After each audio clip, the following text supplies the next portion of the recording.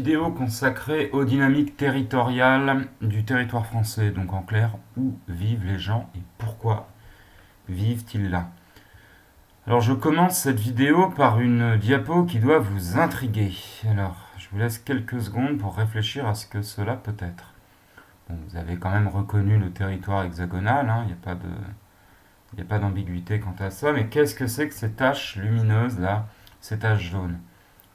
Alors cette diapo n'est pas une carte, c'est une photographie aérienne, enfin spatiale pour être plus clair, c'est une photographie satellite de la Terre prise la nuit. Et donc ce que vous voyez en jaune, c'est l'éclairage. Pourquoi je commence par ça? Parce qu'en fait, un territoire photographié la nuit est très intéressant parce que les zones éclairées sont les zones où il y a des fortes densités de population. Donc tous les points très brillants que vous voyez, vous les avez déjà identifiés. Ce sont les principaux pôles urbains et les grandes aires urbaines globalement. Vous voyez, alors tiens, je vous laisserai réfléchir à pourquoi est-ce que toute la Belgique est éclairée. Ça, il y a une raison, c'est pas que la Belgique est intégralement urbanisée, loin s'en faut, mais je garde ça peut-être pour la fin. Sinon, vous réfléchirez, puis vous me direz en commentaire ce que vous avez trouvé. Alors, on constate une chose. Où sont les Français?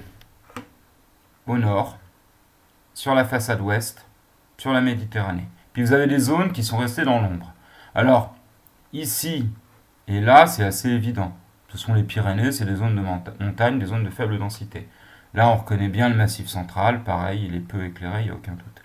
Par contre, là, vous voyez, il y a une gigantesque diagonale qu'on appelle la diagonale du vide. On en parlera, c'est une zone de faible densité. Alors, vous pourrez comparer cette carte avec la précédente, ce sont les cartes des aires urbaines. Alors c'est très clair, hein, on retrouve bien les 10 grandes aires urbaines qu'on a identifiées en cours, d'accord, avec ici les pôles urbains en rouge foncé, puis en rosé autour, on a les limites de l'aire urbaine. Donc dans cette zone-là, tous les gens qui vivent là communiquent, échangent et travaillent grosso modo, la plupart travaillent dans le pôle urbain. Donc on a une polarisation qui s'effectue. Vous avez plusieurs phénomènes importants qui expliquent la densité de population. Alors vous voyez, ça c'est une carte de densité de population. Ces cartes, elles représentent un peu toute la même chose, elles sont dans la même thématique, vous devez commencer à vous y faire. Alors, petit zoom sur la légende. Souvenez-vous, quand on veut montrer la variation d'un même phénomène, en clair, est-ce qu'il y a plus ou moins de population, température, richesse, peu importe, en cartographie, on prend une couleur et on la fait varier d'intensité. D'accord? Donc, plus c'est rouge foncé, plus il y a de la population, plus c'est orange, il y en a moyennement, et quand c'est blanc, il y en a assez peu. Vous voyez, intuitivement, votre cerveau comprend très bien le code couleur. Donc, là, on a une carte plus précise que ce que je vous ai montré avant, parce qu'on voit vraiment, commune par commune, entre guillemets, les concentrations de population. On retrouve évidemment toutes les villes. Donc, c'est le phénomène qu'on appelle la métropolisation. Vous vous souvenez, les Français vivent dans les métropoles. Plus de 80% de la population vit dans une aire urbaine, donc vit dans un espace qui est structuré par une métropole. Ce qui m'intéresse, c'est quelles sont les métropoles qui sont développées. Alors tout d'abord, vous avez Paris. Paris qui domine et écrase le reste du paysage français. On en reparlera plus tard. Mais la région parisienne, l'Île-de-France, d'accord, c'est un territoire qui n'a pas d'équivalent dans le reste du pays. Toutes les autres métropoles sont beaucoup plus petites que Paris. En comparaison, puisqu'ici, vous avez plus de 12 millions d'habitants, soit à peu près 20% de la population française. Un Français sur 5 vit dans l'aire urbaine parisienne. Autrement, on constate qu'on a le nord qui est peuplé. On a la frontière alsacienne, on a toute la vallée du Rhône, la vallée de la Loire, la vallée de la Seine, la vallée de la Garonne. Bon, si je commence par ça, c'est parce qu'effectivement, on constate que les grandes vallées fluviales, donc les vallées où il y a des fleuves, sont des espaces où traditionnellement il y avait des villes, et en fait, c'est les couloirs naturels de communication. C'est pour ça que les populations s'y concentrent. L'autre phénomène, j'ai écrit là en premier, c'est ce qu'on appelle la littoralisation. Donc les Français vivent dans les villes, d'accord? Beaucoup de villes sont dans les vallées fluviales, sinon elles sont sur les côtes quand vous regardez le sud, mais autrement sur le littoral. Alors cette littoralisation, ça signifie que les gens vont de plus en plus s'installer en bord de mer. Et que les métropoles qui sont proches du bord de mer bénéficient de cet effet. Alors ça se voit pour la façade atlantique, et évidemment ça se voit pour la façade méditerranéenne. Façade méditerranéenne, que vont chercher les gens dans le sud de la France? Ils vont chercher le soleil, c'est ce qu'on appelle l'héliotropisme. Hélios en grec, c'est le soleil, donc c'est le fait d'être, le héliotropisme, c'est le fait d'être attiré par le soleil. Donc les gens vont s'installer pour y chercher le confort, la qualité de vie de la Côte d'Azur. Alors, autre carte qui vous montre la part des gens où sont concentrés les très hauts revenus, c'est-à-dire la richesse. Et bien là, ça rejoint ce qu'on a déjà vu dans la première partie du cours sur la métropolisation, à savoir, vous voyez, hein, plus c'est foncé, plus les gens gagnent de l'argent, plus la richesse est concentrée. On constate que la richesse, on la retrouve dans les métropoles. Chacune de ces tâches-là correspond à une métropole ou à une aire urbaine. Vous voyez, ici on a Rennes, là on a Nantes, ici on va avoir Toulouse, là on va avoir Bordeaux, là on va avoir Marseille, enfin Aix-Marseille, etc., Toulon, Nice. Bref, on voit les zones de concentration de richesse. Donc il n'y a pas de doute, chacune de ces tâches, c'est une métropole et c'est une aire urbaine. Confirmation avec ce petit zoom sur la Bretagne. D'accord ? On voit que la richesse en Bretagne, elle est concentrée où ? À Rennes et dans quelques villes de la côte. Saint-Malo, d'accord ? Vannes. Et on voit que grosso modo, la richesse globalement est concentrée sur les côtes, vous voyez ? Donc ça renforce bien cet effet de littoralisation. Pourquoi j'ai choisi cet espace-là ? Cette carte-là, parce qu'elle nous montre bien que les populations aisées vivent sur les côtes et dans les grandes aires urbaines. Et c'est là qu'est l'argent désormais. Ce qui veut dire que le reste du territoire est beaucoup plus pauvre. On en parlera quand on verra les inégalités de développement. Ce sera l'objet d'un autre chapitre de géographie. Mais donc retenez ça. Ça, c'est vraiment la littoralisation. Vous voyez, la richesse est sur les côtes et métropolisation, elle est dans les villes. Cette carte, j'ai voulu vous la montrer parce que c'est le revenu médian dans les communes françaises. Alors, revenu médian, ça doit déjà vous dire quelque chose avec l'activité que vous avez fait sur le se loger en ville. Ben, vous voyez bien, plus c'est concentré, plus c'est rouge, donc dense, plus le revenu médian, donc ce que gagnent les gens, est élevé. Et alors on voit bien, alors là c'est intéressant. Revenu médian, bon là vous comprenez, l'aire urbaine de Paris, la région Île-de-France, c'est une énorme concentration de richesse. On retrouve bien toutes les aires urbaines, et puis là on a quasiment le schéma de l'aire urbaine qui est là. Hein. On voit bien le pôle urbain, la banlieue, et plus on s'éloigne dans la couronne périurbaine, plus le revenu médian baisse, c'est-à-dire que la périurbanisation se développe parce que les gens vont chercher des logements accessibles, tout simplement. J'aurais mis une carte du prix au mètre carré des loyers, c'était exactement la même que je retrouvais. D'accord ? Parce que pour se loger, il faut de l'argent, donc quand on veut habiter où on le souhaite, et quand il y a beaucoup de gens à vouloir y vivre, ben effectivement, vous avez une hausse des revenus médians. Alors pourquoi est-ce que en Alsace, ou ici, là, juste collé à la frontière belge, ou là, est-ce que on a un revenu médian assez élevé ? Et ben en fait, parce que une des causes de la répartition de la population sur le territoire français, c'est le travail, je vous ai dit, la recherche d'une meilleure qualité de vie. Alors c'est les retraités qui vont sur la Côte d'Azur, hein, le fameux héliotropisme. Mais c'est aussi le fait d'aller chercher du travail à l'étranger, de se mettre sur une frontière. Et ici, vous êtes sur la frontière avec le Luxembourg, là. Vous voyez cette énorme concentration de revenus médians élevés, donc de richesse, au bord de la frontière avec le Luxembourg, dans la plaine d'Alsace, qui est un espace très dynamique, mais qui est aussi un espace frontalier avec l'Allemagne, où les revenus sont plus élevés qu'en France. Et ici, ben c'est simple, la carte qui se dessine là, c'est exactement la carte de la frontière avec la Suisse. La Suisse est un pays où les salaires sont beaucoup plus élevés qu'en France. Donc les gens vont s'installer à la frontière, ils travaillent en Suisse, ou en Allemagne, ou au Luxembourg, et ils reviennent vivre en France. Ça leur coûte moins cher de vivre en France que d'aller vivre en Allemagne, au Luxembourg ou en Suisse. Donc ils vivent en France, mais ils vont gagner leur argent de l'autre côté. Donc là, on a des migrations pendulaires, mais qui sont transfrontalières, c'est-à-dire qu'on traverse une frontière. Ce phénomène, vous allez le retrouver dans des endroits un peu différents. C'est-à-dire quand vous regarderez, là, je vous remontrerai tout à l'heure la carte de densité de population, vous verrez qu'il y a des gens qui sont installés aussi énormément aux frontières avec l'Espagne, que ce soit du côté de Perpignan ou de Perpignan-Narbonne ou au niveau du Pays Basque ici. C'est pas que les salaires sont plus élevés en Allemagne, ils sont inférieurs. Au contraire, ils sont plus bas qu'en France, mais c'est que le coût de la vie est beaucoup plus faible. Donc si vous traversez la frontière, bah, vous pouvez faire vos courses, vos pleins d'essence, etc. Et ça vous coûte beaucoup moins cher que de faire ça en France. Donc les gens vont aussi là, mais là ils bénéficient plus de ce qu'on appelle un effet prix. C'est moins cher de l'autre côté, donc vous y allez.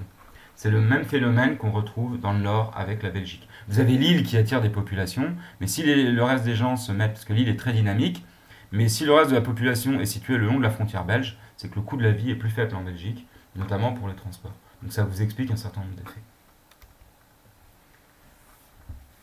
Alors cette carte, elle nous montre la part des résidences principales suroccupées en 2016. Ça veut dire quoi en clair? C'est quand les gens habitent, sont très nombreux, c'est l'occupation au mètre carré. Plus c'est dense, plus ça veut dire que les gens se tassent dans des appartements ou dans des logements plus ou moins petits en tout cas. En gros, plus les enfants vont être logés dans des chambres avec des lits superposés, et moins ils auront des chambres individuelles. Alors c'est une carte très intéressante parce qu'elle vous montre la pression sur l'immobilier. Alors ça, vous avez travaillé dessus dans votre activité où il fallait chercher un logement, etc. Bah, vous constatez que vous avez des zones où le prix du logement et la densité de population est énorme. L'Île-de-France, bien sûr. Toute la Côte d'Azur, où les gens se... Parce que le prix du mètre carré est très élevé, donc on va s'y concentrer, d'accord. Et vous voyez quelques grandes métropoles comme Lyon, Grenoble ici, tout ce qui permet Annecy, tout ce qui est frontalier avec la Suisse. Constatez que la Corse aussi est très très occupée. Alors ça c'est parce que la Corse est une grande chaîne de montagnes et qu'en fait la population est concentrée sur les côtes. Donc, la littoralisation, les gens s'installent sur les littoraux, c'est-à-dire sur les côtes. Ça va très bien. Métropolisation, ils vivent dans ou autour des métropoles. On en a parlé. L'héliotropisme, ils vont s'installer là où il y a du soleil. Principalement, ce sont des retraités, parce qu'il se trouve que dans la région PACA, région Provence, ou région Occitanie, Montpellier, toute la côte d'Azur, la côte méditerranéenne, vous êtes dans des zones où on a très peu d'emplois. En fait. Ce pas des zones très dynamiques en termes d'emploi. Il y a un fort chômage des jeunes. Donc les jeunes ont tendance à plutôt partir pour chercher du travail dans les métropoles, là où il y en a, puisque c'est là que se crée la richesse. Par contre, une fois qu'ils sont en retraite et qu'ils ont fait leur carrière, eh ben, les gens vont s'installer soit dans les régions d'origine, quand ce sont des Bretons qui aiment leur pays, mais quand ils ont envie de passer une retraite au soleil, ils vont se mettre effectivement sur la côte d'Azur, ce qui vous explique que ce soit très densément peuplé et que les gens cherchent le soleil pour leur retraite, l'héliotropisme. L'effet frontière, il est très visible ici, vous voyez, parce que la frontière avec le Luxembourg, avec l'Allemagne, la Suisse sont des points de contact. Pourquoi il y a moins de monde ici? Parce que c'est les montagnes du Jura, donc c'est plus difficile à franchir. Les gens sont sur les points de passage. Et on retrouve la même chose avec le Nord-Pas-de-Calais. Vous voyez, Perpignan, la frontière espagnole, vous avez des points où les gens sont là. D'accord. Ils vont évidemment pas se mettre au milieu des montagnes des Pyrénées, ça n'aurait pas de sens.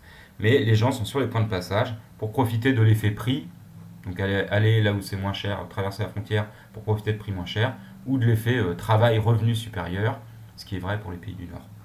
Et là, on voit très bien ma diagonale du vide, qui est ici. L'effet frontière, je reviens là-dessus. Alors là, je vous ai mis une carte. Vous avez grosso modo les revenus moyens par habitant. Bon, bah c'est très simple. Vous voyez que le nord de l'Europe, les pays germaniques ici, sont des pays, et le nord de l'Italie sont des pays à très haut revenu. Ce qui fait que les gens vont chercher le travail là. Si la Suisse est en gris, c'est pas que la Suisse a des données indisponibles, c'est qu'en fait, c'est pas un pays membre de l'Union Européenne. Donc, il n'a pas été inclus dedans. Mais ça, cette carte, c'est pour vous donner une idée un peu. Ma diagonale du vide, je voulais vous la montrer autrement que par une absence de densité de population, mais plutôt par la part des personnes âgées. Alors, pourquoi c'est un indicateur du fait qu'un territoire se dépeuple? Eh ben parce que s'il y a plus de personnes âgées qui vivent dans l'endroit, ça veut dire que les jeunes ont tendance... Soit il y a énormément de personnes âgées qui sont arrivées, soit les jeunes sont partis, en fait. Et alors ici, vous voyez très bien, dans tout le centre de la France, et cette diagonale, la fameuse diagonale du vide, bah, les jeunes partent pour aller où? Dans les espaces dynamiques. Vous retrouvez là les métropoles, hein. C'est-à-dire qu'on trouve moins de personnes âgées en proportion de la population dans les grandes villes. Pourquoi? Parce que c'est les jeunes actifs qui y vont chercher du travail. Donc, ici, les jeunes sont partis. Et là, vous avez des tâches où, effectivement, vous voyez que la population est très âgée sur la Côte d'Azur, plus âgée, enfin qu'elle est assez élevée. Bon, bah là, c'est pas qu'ils sont partis, c'est qu'ils sont arrivés. De même que sur la côte nord de la Bretagne, c'est que les gens viennent passer leur retraite. Vous voyez, sur la côte bretonne, ce sont plutôt les retraités qui viennent s'installer. Par contre, dans le centre-Bretagne, c'est pas les retraités qui sont venus s'installer, c'est que les jeunes partent pour aller où? À Rennes. Donc on reviendra là-dessus, on parlera des espaces de faible densité, mais il faut que vous ayez ça en tête. Une carte peut toujours être lue, il n'y a pas qu'une seule manière d'expliquer les variations d'un phénomène présenté par une carte. Donc voilà pour tous les points. Alors je voulais quand même revenir sur un dernier truc, je voulais vous remontrer mes histoires pour l'héliotropisme, pour le comprendre, et notamment la notion de mitage, vous savez, des espaces ruraux, c'est-à-dire le fait qu'on artificialise les sols. Alors là, je vais zoomer avec mon petit outil remonter le temps qui est fait par l'IGN, où on compare des cartes actuelles avec, et je vais les mettre après, des photographies aériennes des années 50, donc ça permet de voir l'évolution. Alors là, je me mets dans n'importe quel coin de la Côte d'Azur. Je zoome, et je vois, qu'est-ce que je vois? Des immeubles, des lotissements, des maisons individuelles principalement, ou des maisons collées, bref, de l'habitat pavillonnaire, principalement, je pense, pour personnes en retraite, parce qu'on n'est pas loin de la côte, etc. Bref, en tout cas, les populations se sont concentrées là. Donc, ici, vous voyez les maisons individuelles avec piscine. Alors, on va aller voir à quoi ça ressemblait il y a à peu près 50-60 ans. Je mets les photographies aériennes des années 50-60. Même zone, même espace. Je n'ai pas vérifié avant, mais je vous parie qu'on va trouver de la campagne pure. C'est-à-dire que c'était de la garrigue. Et donc, ça nous permet de comprendre ce que c'est que cette dynamique de population quand des gens viennent s'installer quelque part. Eh ben, on artificialise des sols, c'est-à-dire qu'on leur construit des équipements, des lieux, des logements, etc. Alors là, pas de bol, il y avait un peu de monde. L'effet est tombé, pourquoi? Ah bah oui, parce que je suis tombé dans un centre historique. Ah oui, je vais plutôt aller dans du périurbain. Dans du vieux périurbain, ici. Alors là, voilà, là on voit à la forme, vous voyez, c'est courbé. On voit qu'on l'a construit à flanc de colline. Alors là, je suis sûr de mon coup, il n'y aura pas de problème. Quand vous construisez quelque chose à flanc de colline, la connexion Internet, allez, va nous faire charger tout ça. On va voir toutes les maisons qui ont été installées là il y a 50 ans. Il y a sans doute des maisons individuelles avec de très belles vues. Et donc vous allez voir ce que c'était il y a 50 ans. Le temps que ça se charge. Ah, j'aurais dû le prévoir avant. Bon. Je vais vous remontrer la trace écrite, le temps que ça se charge, et après je reviendrai à ça pour finir. Donc, trace écrite, on l'a déjà vu en cours, mais vous l'avez, la répartition de la population. La France compte plus, c'est 66-67 millions d'habitants à peu près. La densité, je la donne. Combien d'habitants en moyenne au kilomètre carré, mais en fait, une moyenne, ça ne veut rien dire, puisqu'il y a d'énormes inégalités. Les gens, ils sont dans les métropoles, sur les littoraux, d'accord, Atlantique et Méditerranée, ou sur les frontières. On a la diagonale du vide, et là, j'explique où les gens, dont les gens sont partis, qui est un espace de faible densité. Et le cas du littoral méditerranéen, il est très spécifique, puisque ce sont des populations retraitées qui viennent chercher un mode de vie agréable. Donc, ils ne se peuplent pas avec des habitants venus de la diagonale du vide, mais des grandes métropoles. Les métropoles, elles sont remplies avec les zones rurales qui se vident pour que les gens ils viennent chercher du travail, tandis que le littoral méditerranéen, ou d'ailleurs une partie de la côte atlantique, hein, ce sont au contraire des retraités des métropoles qui viennent s'y installer après avoir fait leur carrière. Donc on a des phénomènes de vase un peu communicants. Alors voyons si on retrouve ou pas. Voilà. Donc là, vous voyez, c'est merveilleuse villa. Vous voyez les piscines ici, toutes ces maisons avec ces routes sans doute superbes. Et ben, c'était quoi il y a 50 ans? C'était des petites parcelles agricoles.